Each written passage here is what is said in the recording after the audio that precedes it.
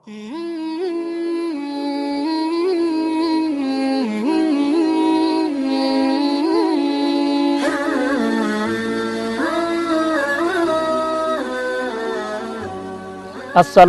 warahmatullahi wabarakatuh. Alhamdulillahirabbil alamin wassalatu wassalamu ala asyrofil anbiya'i wal mursalin sayyidina maulana Muhammadin wa ala alihi washabihi wa tabi'ina ajma'in. Saudara-saudaraku yang dirahmati Allah Subhanahu wa taala, disyukur kehadirat Allah Subhanahu wa taala atas segala limpahan rahmat dan karunia-Nya. Kita pada kesempatan kali ini senantiasa dalam kondisi sehat walafiat di tengah pandemi yang masih berlangsung. Kita berdoa mudah-mudahan musibah ini segera berakhir dan diangkat oleh Allah Subhanahu wa taala. Saudara-saudaraku yang dirahmati Allah Subhanahu wa taala, banyak sekali lintasan-lintasan pikiran yang senantiasa hadir di dalam pikiran kita setiap saat, setiap waktu. Ketika kita kondisi sadar, bangun dari tidur, maupun dalam perjalanan, maupun ketika sendiri, maupun bersama dengan orang-orang banyak dalam keramaian, senantiasa muncul lintasan-lintasan pikiran itu, baik yang positif maupun yang negatif. Saudara-saudari kalian yang dirahmati Allah Subhanahu wa taala, lintasan pikiran ini tentu ada sumbernya.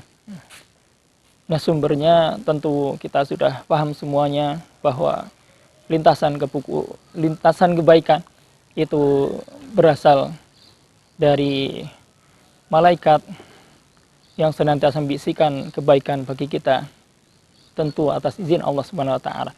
Sedangkan lintasan pikiran berupa keburukan adalah berasal dari setan. Saudara-saudara yang dirahmati Allah Subhanahu wa taala, di dalam menanggapi lintasan pikiran ini, ada satu hal yang sangat penting untuk kita perhatikan, yaitu bagaimana kita merespon lintasan pikiran yang ada itu, yang berseliweran setiap saat itu. Lintasan pikiran yang kemudian kita respon, baik itu keburukan maupun kebaikan, maka kemudian akan dilanjutkan dengan respon-respon yang berikutnya. Respon pikiran inilah yang bisa jadi akan menentukan apa yang akan kita lakukan selanjutnya. Bahkan nanti di akhirat itu akan menentukan nasib kita, apakah bahagia ataukah sengsara, apakah di surga, apakah di neraka. Allah Subhanahu wa taala mengingatkan di dalam surat Al-Mulk ayat 10, ketika malaikat penjaga neraka bertanya kepada orang-orang yang masuk ke dalam neraka, kemudian para penghuni neraka itu menjawab, wa qalu law kunna nasma'u aw na'qilu ma kunna fi ashabis sa'ir. Seandainya dulu aku mau mendengarkan dan mau berpikir, mau menggunakan akal, maka aku tidak akan masuk ke dalam neraka. Saudara-saudara yang dirahmati Allah Subhanahu wa taala, suatu amal tidak muncul dengan tiba-tiba. Ia melalui proses yang panjang, dan pintu awalnya adalah lintasan pikiran itu. Bahkan Ibnul Qayyim Al-Jauziyah rahimahullah menjelaskan bahwa amal itu bisa muncul itu melalui 7 tingkatan.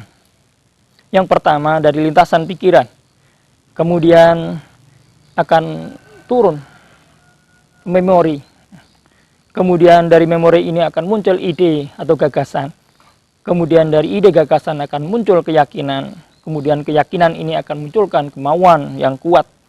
Ketika kemauan kuat dipelihara, dilanjutkan, maka akan muncul tekad.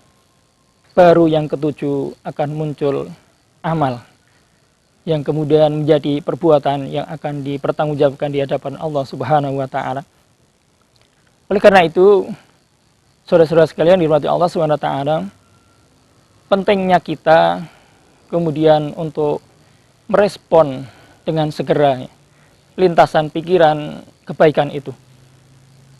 Ketika sudah kita respon, kemudian segera kita ikuti dengan mengikatnya di dalam memori kita.